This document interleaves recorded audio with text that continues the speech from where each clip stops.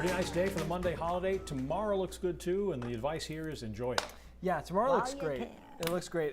Midweek, as we've been talking about, does not look good. So we'll talk about Wednesday night, Thursday. We tend to focus on the negative during the weather segment, so we're gonna do that. You know, it's true. You're like, oh, tomorrow looks nice, and then let's talk about it is what it is. Be prepared for it. Here's the visible satellite. We did have some cloudiness this morning, but a lot of us broke out to a little bit of sun this afternoon and actually ended up with a pretty nice day. A couple of rain showers back into New Hampshire and northeast Kingdom of Vermont. These have been very weak as they move eastward, but certainly the mountains could get a sprinkle tonight as they move through. It's part of a cold front, but most of us are dry. We stay dry and partly cloudy tonight. Temperatures in the 30s in the mountains, 40s elsewhere, so not an overly cool overnight low period here. Our normal low, or average, I prefer to say average low.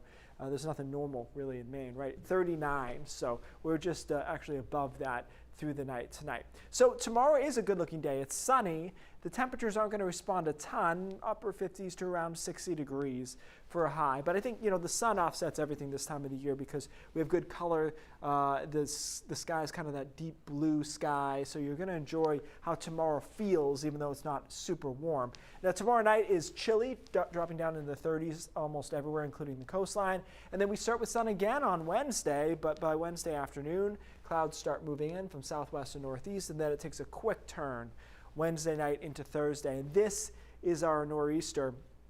It's going to put down some pretty heavy rain here during the evening into Thursday morning and through the middle of the day Thursday into Thursday afternoon before finally tapering off to showers Thursday night and into Friday. Now there's been some pushback as to calling this a nor'easter, but I assure you that it is. There is no part of a definition of nor'easter that means that it has to be snow. In fact, some of our strongest storms are in the fall, and they are rainstorms. It's a nor'easter because of northeast winds. And so you've got an inland low and then a coastal low, and the coastal low takes over, as is typical, and that brings on some strong winds and some heavy rain. The exact position and strength of this low is going to be critical when we talk about how high the winds are going to be. But either way, it's raining heavily there overnight into Thursday morning and then tapering off Thursday afternoon into Friday. So the key to this forecast is not necessarily the track of the low, but how much we can mix the winds down from the upper atmosphere to the surface, because it's going to be windy. No doubt about that, you know, 30, 40 mile per hour wind gusts easily. And at this time, I think there's a chance up to 50 mile per hour winds right along the immediate coastline, especially over the mid-coast and down east. But some models are popping wind gusts closer to 60 miles an hour, and that is a big difference. It's only 10 miles an hour, but experience tells us the difference between, you know, 49 miles an hour and 60 miles an hour is pretty big when it comes to power outages. So right now, I think it'll be on that 50 mile per hour line, but we'll keep an eye on it with the next model run or two and make sure it doesn't pop up to closer to 60. All right, marine forecast sees around 2 to 4 feet and water temperature at 56. Guys, as we look forward, we do have some positive to give you, but I won't spend much time on it.